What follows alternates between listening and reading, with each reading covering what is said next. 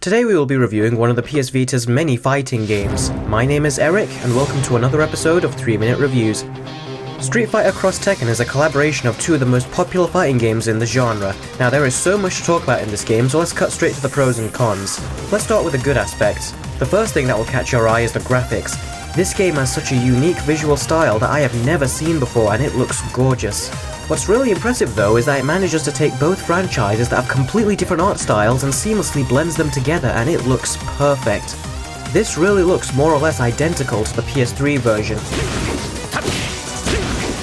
The game also includes 16 stages, all of which are animated. That really makes the fights feel alive and engrossing for the player. You'll see some of my favourites throughout this episode.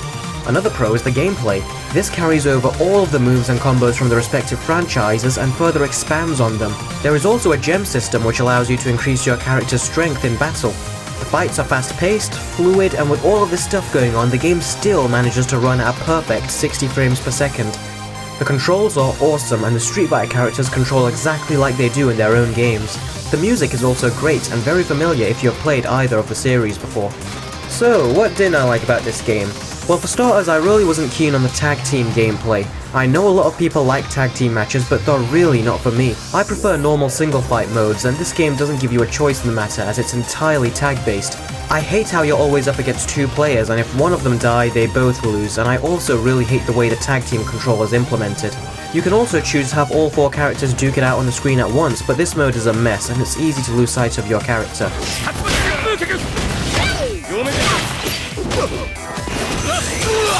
Also, the controls for the Tekken fighters was a letdown.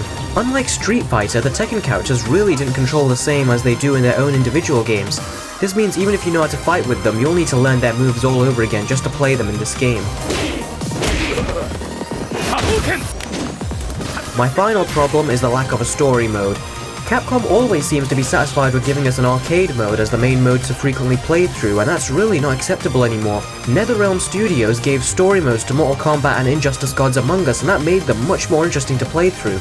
Imagine how mind-blowing it would have been if the plot required both the Street Fighter and Tekken characters to actually interact with each other. But instead, Capcom thought it would be much more creative to have an ogre as the bad guy. Yeah, I'm convinced Capcom were playing a drinking game during this game's development.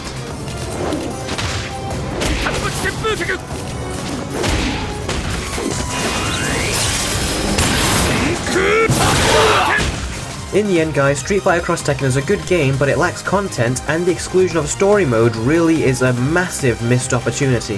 If you're into tag team fighters, then I cannot recommend it highly enough, but for me, it gets an above average 6 out of 10.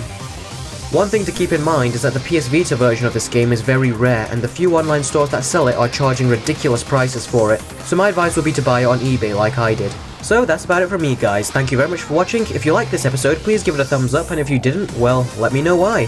Thanks again for watching, and I'll see all of you in the next episode of 3-Minute Reviews.